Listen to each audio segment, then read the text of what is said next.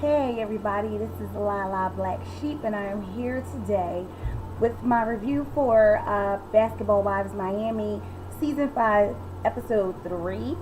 I'm a little late because, yeah, I always have a lot to do, and I really love doing these videos and these reviews with you guys, and I just try to squeeze it in, but sometimes I only have those 3 days in the middle of the week as my little weekend, and I always wind up cramming like a whole lot into it.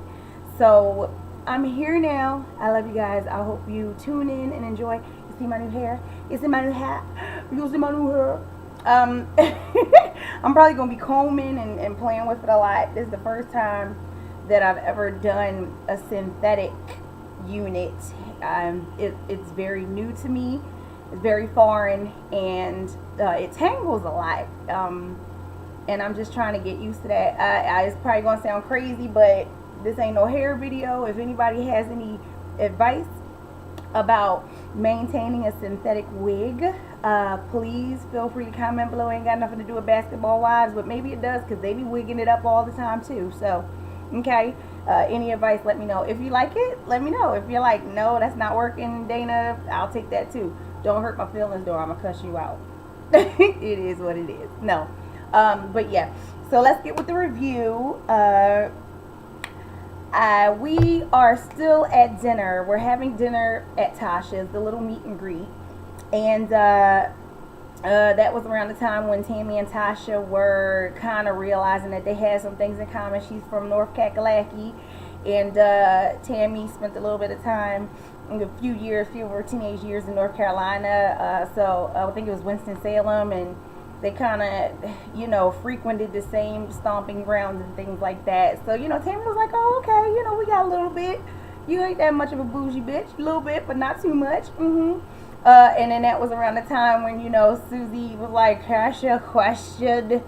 You don't know me or anything, and you can, totally tell me to shut up, because I'm, white girl wasted. But the whole thing with the chef and the husband cheating, was that true? And Tasha's like, well, what do you think? Now I gotta give it to Tasha. She handled it very well. She's like, yeah, that's what happened. Please don't get irritated with me combing it. I got a tangle in this sucker this morning when I was trying to put it on and work it out. I had to cut that thing out. It just was not coming out. It turned into a whole ball. I was like, I don't know what to do with this. So now I'm just afraid of 2 strands getting in the wrong place. I'm nervous. Okay. But Tasha handled it well. She's like, yes, that's what happened, blah blah blah. It is what it is. We get past it, we move on, and she was just like, what's going on? Everybody all ducking and dodging their heads and everything. Like, Tammy, why you ducking your head? And Tammy's like, well, here's the thing. I just feel like that's your business, and you shouldn't have to talk about your personal business. And Susie's like, well, wait a minute. Tammy's the one to tell you to ask in the first place.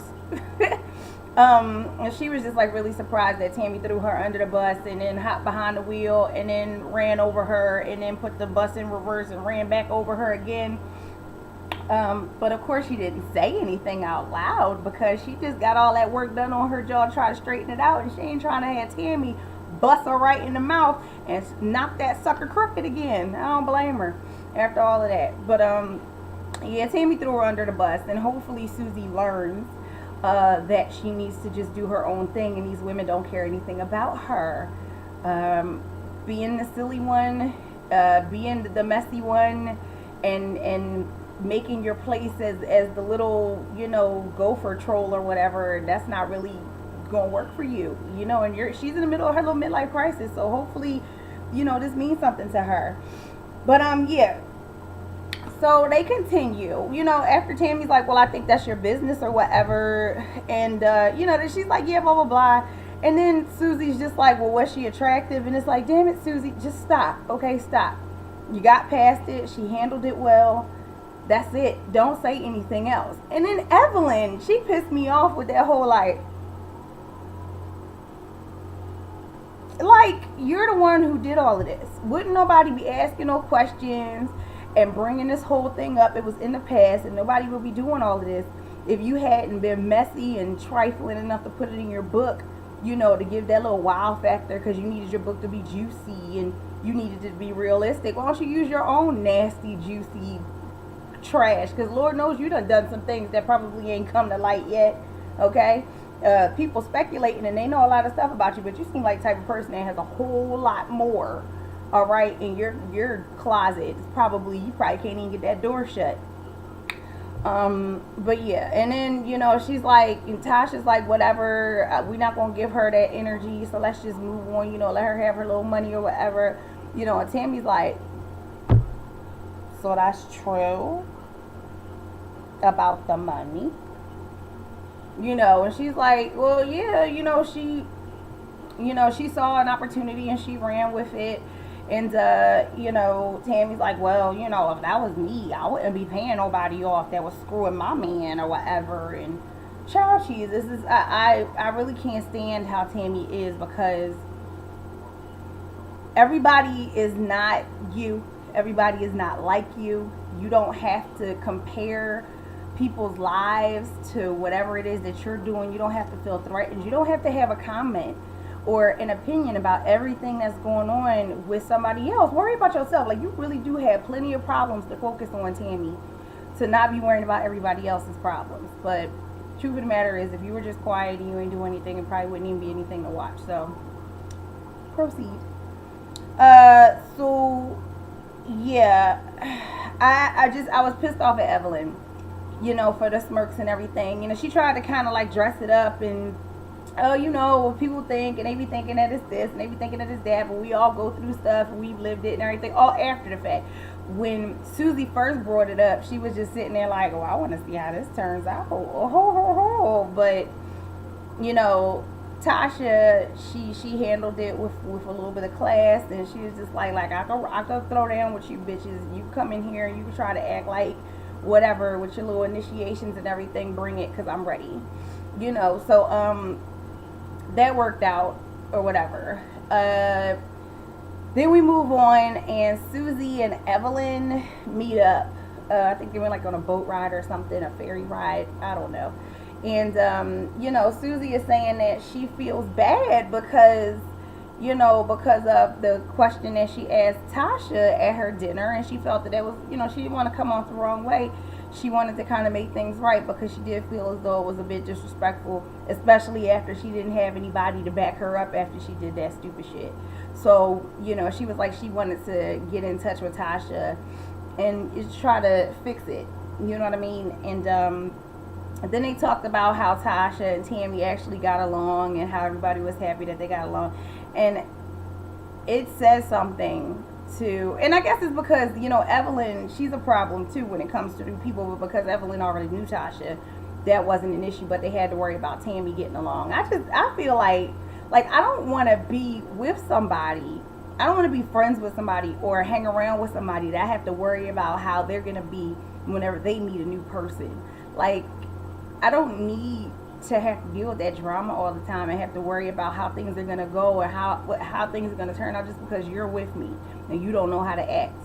I mean, and to be grown-ass women, you know, who are out here in the industry or whatever it is, I don't know, the wives, the hoochie industry, I don't know, and just to have that baggage all the time because one of your friends don't know how to, they have no idea how to, you know, behave themselves in public. I would have to separate myself. I just would. I know they're getting a paycheck and everything, but it's just too much for me. So yeah, everybody was happy about Tasha and Tammy getting along. Okay, and then Evelyn takes that time to bring up her birthday party. You know, she's like asking Susie, you're going to come to my birthday party, and it's also going to be my PETA unveiling. So she's like, I really hope that everybody behaves themselves. Because like we all know, this is a problem. We have to, you know, hope that everybody, you know, read their little manners book before they walked out the door to go to these, like, red carpet events and stuff. Sometimes the wrong people have money. That's all I gotta say.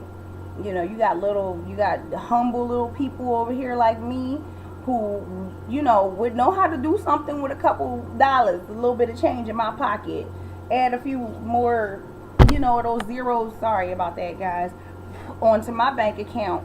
Okay, and I'll show you ladies how to behave yourselves. That's all. I'll show you how to conduct yourselves. I used to be crazy, but I've grown up. Okay, and these women are older than me, so I don't know. Tammy and Shawnee are walking together in the park, and they're talking about the dinner party and how everything went well, and that was great, yay. You know, but then Tammy is just like, yeah, you know, I spoke to Tasha at the end of, you know, when dinner was over. I did have a conversation, you know, by myself with Tasha, and she told me that Evelyn and Shawnee pretty much, you know, made a comment about things could go really right or they could go really wrong. And she confronted Shawnee on that. Like, I feel like, you know, you're planting seeds and you're kind of making things, you're starting things out to be negative when you make comments like that about how it can go really right or really wrong. You know, and she feels some way about that. Tammy just doesn't appreciate that because it just kind of puts her in a negative position before she can have the opportunity to set the stage for herself or to make an impression on her own. I understand both sides. Shawnee didn't think it was a really big deal. She's like, look, it is what it is. It could have went really right or it could have went really wrong. I think that that's a very valid statement, and I stand by what I say. And Tammy's like, well, I don't appreciate that because, you know, I'm a grown woman and I should be able to make whatever impressions that I am going to make on my own without you having to prep someone to meet me. I get both sides. As far as Tammy is concerned, I understand from experience that you make mistakes in life, you make bad decisions in life, and it gets very frustrating when you've gotten past that and you've grown from your experiences and you've matured, but people are still treating you as if you were that person who made those bad decisions, as if you didn't learn anything from it, as if you haven't grown, and as if they haven't even been around to witness the fact that you've grown. You've seen me handle things better, you've seen me make better decisions, and you've seen me walk in my experiences and conduct myself in a different manner, but yet when something comes around, you still treat me like I'm the same person I was, you know, long ago. And that can be very frustrating. But on the other hand, Tammy, when you run around busting people in the face and popping them in the mouth and snatching their purses and getting all in their faces and bullying them and treating them like nothing, and I don't like you just because I don't like you, and why you got on kitten heels and da da da da, and when you're just like that and you're combative and you're abrasive and aggressive, and anybody that comes along, you never know how you're going to react to that new situation. Yeah, people are going to be like, I don't know, it could go really right or it could go really, really wrong. And in all honesty, Shawnee and Evelyn could have just said, I don't know, it may just go wrong, because that's just how Tammy is. But they did give you the benefit of the doubt and say, but things could go right. It could go well. We do see that Tammy does have the ability to actually act like an adult when she wants to. So it could go either way. It does give somebody a kind of, you know, I don't know, maybe I need to be ready, because she could just do whatever. And that does put a negative, you know, spin on the entire thing. But you are a result of, you know, your decisions. You're a result of your actions. And honey, you were on national television acting the damn fool. So it ain't nobody's fault but yours that you were on that national television acting a damn fool. So now people are going to think that you's a damn fool. Because even in the last episode, you know, Tasha was like, you know, Tammy gonna be like, well, I gotta take my shoes off. And then she was just like, no, I'm just kidding. I don't know how Tammy is gonna be. But we all have seen you get crazy. So it's not that far-fetched, okay? But yeah, so Shawnee was like, look, whatever. I don't know what the problem is. Everything went well, so move on. Like, there's not even a real issue here. And Shawnee was over it. And Shawnee seems to be over it about a lot of stuff this season. I don't know, maybe it's her new little boo thing or whatever, but she's really over these ladies. And it shows every episode, it gets a little bit more, a little bit bigger, a little bit bigger. She just gets a little further over it. So Susie is having lunch with her cousin, I said his name in the last video that I made and I scrapped because I was tired and I was over it, but I don't have his name now. But it's her cousin. And she's pretty much just talking about the funk that she's in. You know, she's still a little depressed. She's not really happy about where she is in life. And she also has added pressure because in her family, you know, she comes from a family of accomplished people. And when it comes to her and her siblings, you have an architect, you got 2 CPAs, and you got 1 groupie hoe. And, you know, one of these things are doing their own thing. You know what I mean? Like somebody's not fitting into that little group, okay? So they don't really appreciate the lifestyle that Susie has taken on. You know, her brothers have worked really, really hard. They graduated from college. They've you know, gotten things and made careers for themselves. And she basically had a lot of her life handed to her on a silver platter when she didn't have to do anything but lay on her back. And, you know, and now that somebody else is laying in that spot, she doesn't have anything to show for it. And she feels some type of way about that. And her family kind of looks down on her about it. I get it. I get it. You know, you live and you learn. She still has time to do something. And her cousin, you know, is telling her that, you know, what's done is done. And you shouldn't feel pressured about what your family thinks of you because, you know, everything is not for everybody. They cannot hold you to the same standards as your brothers because you're not the same people. And what worked for your brothers may not work for you. You got to find your own way. You got to make your own path. And you got to do something about it instead of just sitting around being sad about what you haven't done or what you did do wrong. You know, so he gave her some good advice. And one thing that she mentioned that I noticed is she's saying that all of the surgeries that she, God, see what I'm talking about? All of the surgeries that she's had to fix her jaw, you know, and how she was feeling ugly. And that's kind of sad because Susie's not that bad of a, you know, she's not that bad looking. She did get teased a lot for having that lisp, and it looks like it really affected her, and it really affected her self-esteem, and that kind of sucks. Because if you're going as far as having like your jaw broken and all of these pieces and stuff, and you got pieces just popped off and sawed and everything, and your whole face is being reconstructed because you're so self-conscious about a lisp, and you're surrounded by a bunch of evil bitchy people, you know, who are putting you down. And of course, you know, I'm sure she suffered ridicule from everybody who was watching. That's a lot to go through. And I just hope that at the end of the day, she is able to look in the mirror and feel better about herself. Because the truth of the matter is, it ain't got nothing to do with your jaw, boo-boo.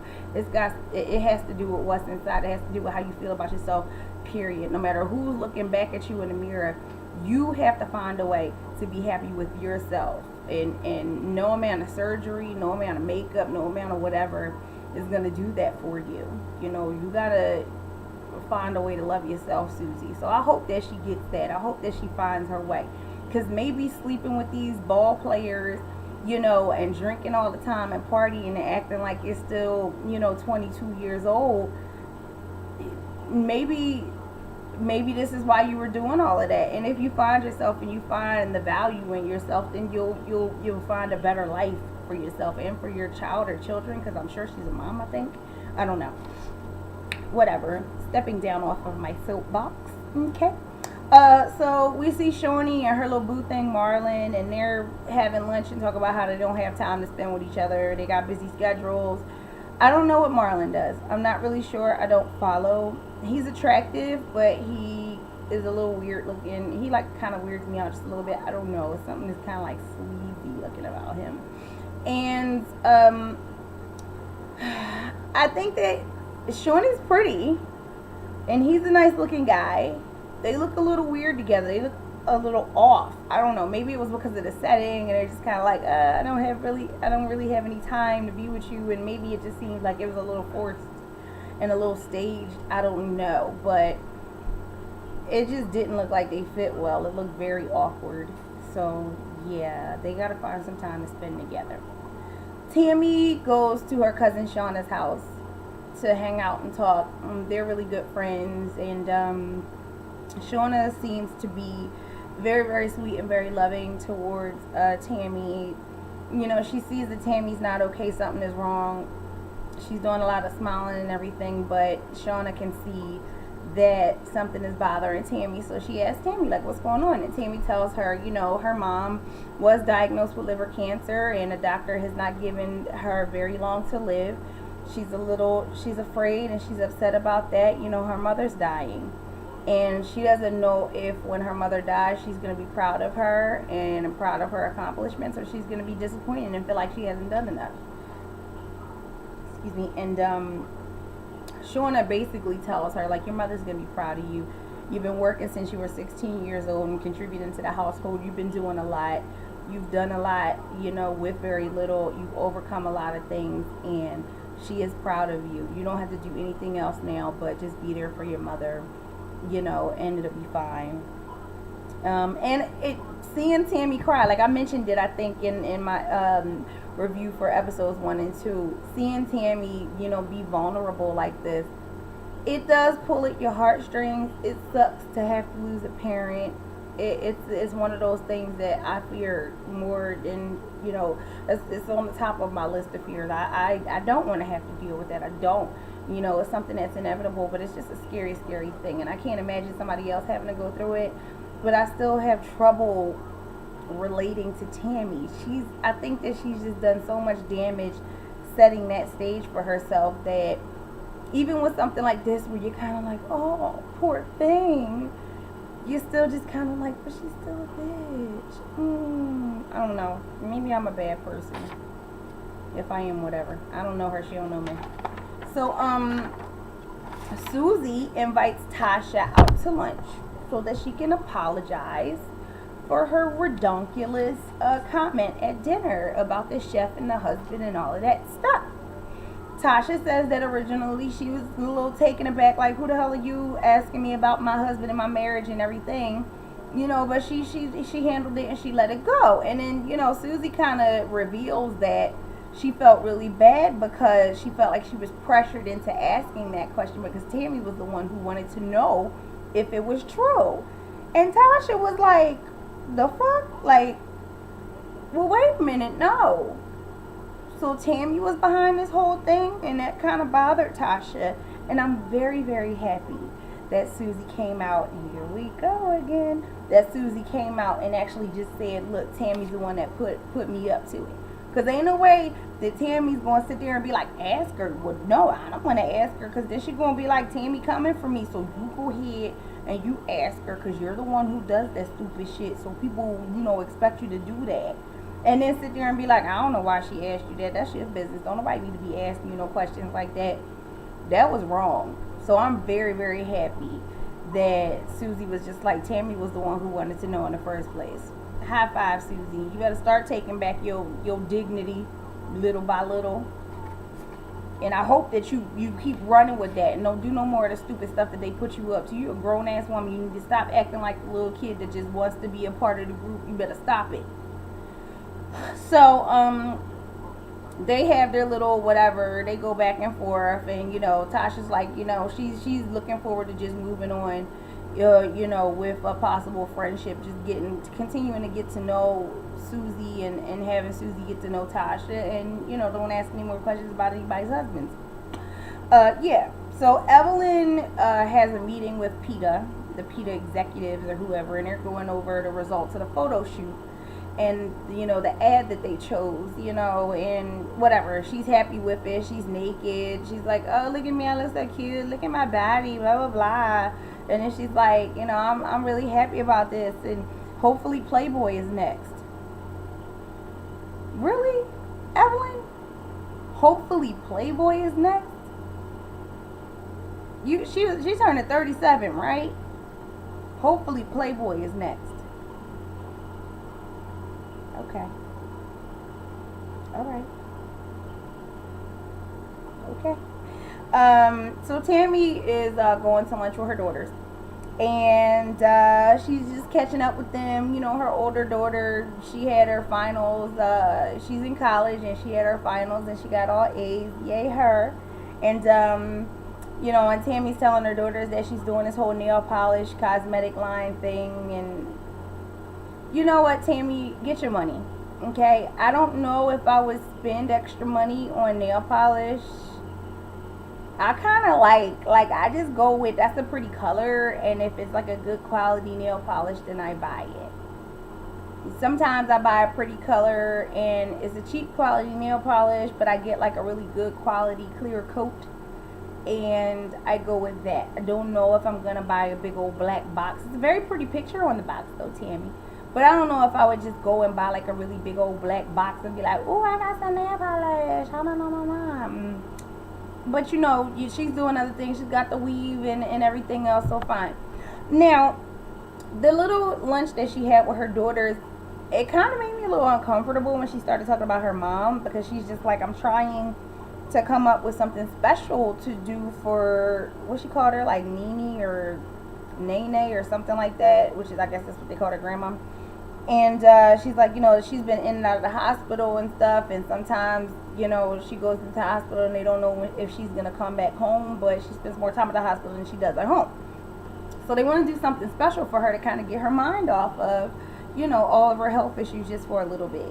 Now, her older daughter is like, well, you know, their grandmom always used to talk about wanting to do like a family photo shoot with her and Tammy and the girls. And Tammy's like, yeah, well, but I'm talking about something, you know, for me. Something special, you know, for me to do with her. And I thought that was a little rude, because it's like, well, you all can do something special to still be special. And if you're that worried about just doing something on your own, then why do you have to run it by your daughters? Just come up with something on your own and do something special. So, you know, her younger daughter is just like, well, they kind of go around and like, what about a spa day? And, you know, she's like, spa day is nice. And her younger daughter's like, what about spa day and then dinner? And Tammy's like, well, you know, I was good with a spa day. Spa day and dinner, that's a bit much. Like, I love her and everything. I love her to death, but I can't spend too much time with her. And I'm just like, maybe it's me. I feel like if my mother was dying and time was limited, and you know, you don't know how tomorrow is going to be or if you're going to have tomorrow, and you want to just have some special time with her, no matter what the relationship was before this happened, I feel like you can do whatever you can to make that time special. You know what I mean? We may fight, you may get on my last nerve or whatever, but I'm going to try to spend as much time as I can with you, because you know, we're not going to be able to get this back, and I don't know how much time I will have with you. And I never ever want to just, you know, when it's all over, be like, I've been there before. Like I got, you know, my grandma, both of my grandmothers passed away. I was like, you know, at a point in my life where I was really like filled up with everything that was going on with me, and I had a, you know, they both died in two very different periods of my life, but I never had enough time to call and just be like, hey, how you doing? Or I never had enough time to stop by, and they were always like, I miss you, you know, where you at? Won't you come see me? Won't you come spend some time with me? I miss you. And then when they were gone, I was just like, oh my God, like all of these times that I could have just went and said hey, or called them or spent time with them, and now I don't have that anymore. I just feel like all of that, I don't feel like being bothered, and that's too much time. I feel like that's really, really selfish. And I didn't really appreciate that, but I don't know Tammy, and I don't know her situation. I only know what they show on TV. So she said she just wanted to do a spa day because the spa and dinner was just too much, and it was too much time. And then her younger daughter asked her older daughter, like, well, wait, what's this photo, you know, family portrait idea thing? And her older daughter was like, well, you know, she said that we don't have any type of pictures or any type of family photos with all of us together. So she was saying that would be something really nice to do. So then, you know, Tammy's like, yeah, you know, that is like a good idea actually, and maybe we can do that or whatever. And then she talked about how she may need to go into hospice care, and there's an option, you know, of having the hospice come to her home and them just taking care of her, you know, at Tammy's house, or sending her into an actual hospice facility. And Tammy's like, she don't want to have all of that in her house. She don't want to have to come home every day and, you know, see her mother in that state and being taken care of and everything, because that would be emotionally draining for her. So she would just prefer to have her go into a facility.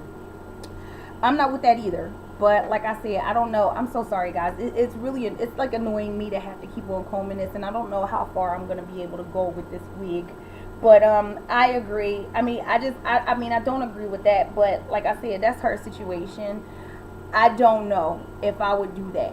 I don't think that I would be able to have that type of mindset, and it will just take it somewhere, because that's just going to stress me out. The time is limited, like you said, so I would just want to be able to support and be there any way I possibly can, but whatever. So moving on. Susie and Tasha are in the limo and they're heading to Evelyn's party. And Susie's, oh, I'm so proud of Evelyn and blah, blah, blah. She's doing so great. And, you know, I just think that she needs to just walk away from Chad and, you know, after what he did, never go back to him. And Tasha is just like, well, I believe in second chances, but I honestly believe that Chad needs to kind of look inside himself and fix whatever's going on with him, so that he doesn't have that much anger, the type of anger that it takes to just haul off and headbutt the crap out of somebody in the middle of an argument. You know, maybe he just needs to fix whatever is going on within himself, but he could change, you know. Susie doesn't really agree. She feels like Evelyn is just too good of a person to have to be subjected to that kind of stuff. I don't know what kind of Evelyn you know, but that ain't the Evelyn that I know, Susie. But whatever. Susie really, really loves Evelyn, and she's always cheerleading for her or whatever, or cheering for her, blah. So Susie says it's great to be independent, and Tasha does explain how, you know, when she got with Stefan, she wanted to continue to work and she wanted to finish school. And Stefan wasn't really showering her with a lot of things because, you know, they were just boyfriend and girlfriend at the time.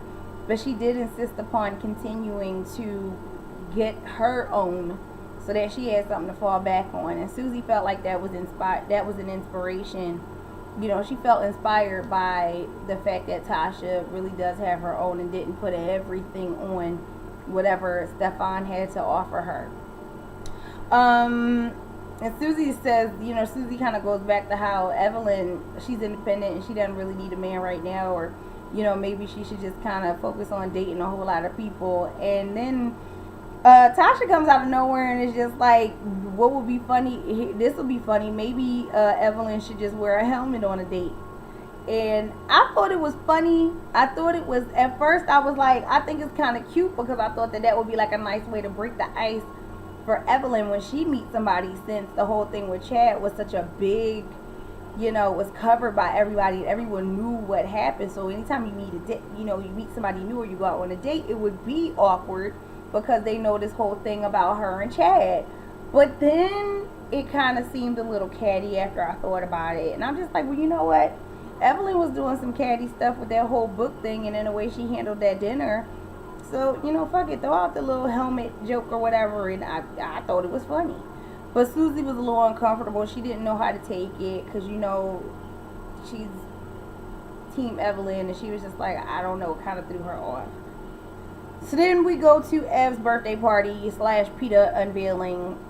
Everybody's there except for Tammy. Shawnee is talking about how she's really proud of Evelyn for giving up the fur or whatever to support her PETA career. But Shawnee ain't that strong enough and she's still wearing her fur, so sorry. And then everybody starts talking about how Tammy's not there. And I got a little confused because it was like Evelyn said something about Tammy wanting to, you know, go up for PETA and wanting to be a part of the PETA campaign, and they didn't pick her, so they were hoping that Tammy wasn't hating on Evelyn, and they just had this whole like long drawn out conversation about why isn't Tammy here, and is she really like hating right now, and I hope she's not being a hater and all this stuff.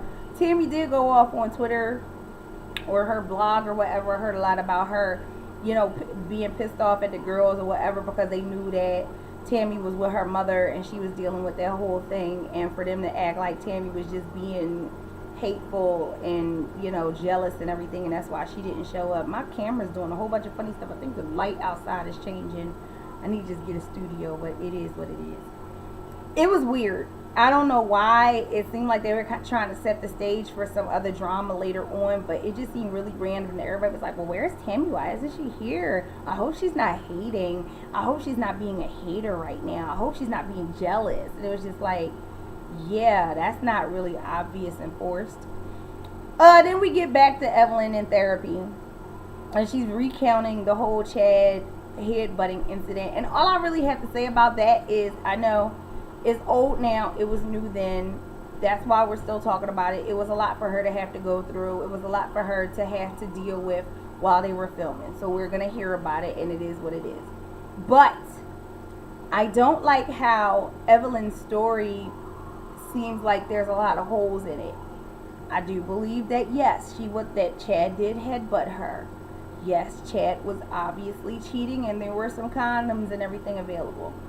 But it gets a little iffy when she starts to talk about her part in it and how she was just talking and she was angry and she was just saying things to him, and then all of a sudden he headbutt her out of nowhere. Evelyn has never been the type of person who just said things to people and then people jumped on her. When you're hurling bottles and dishes across the room at somebody's head, or you're running across tables to try to get to somebody, I mean leaping up there like super hoe, they try to leap on, and then leaping off a table at somebody and having to be caught in midair by bodyguards, and just talking about, I'm gonna pop you every time I see you, and every time you walk in a room it's gonna be 2 to the dome and all this other stuff.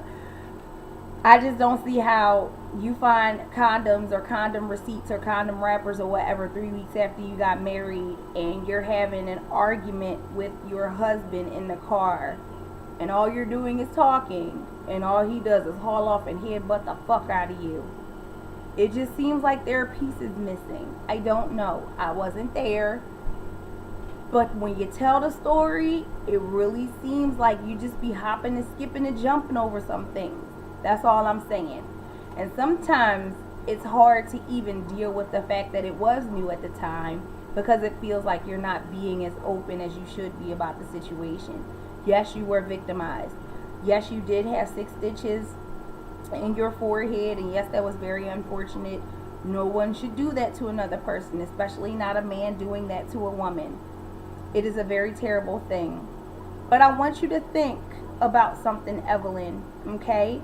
I know it may be very rude to say something like, oh, I don't know, karma is a bitch.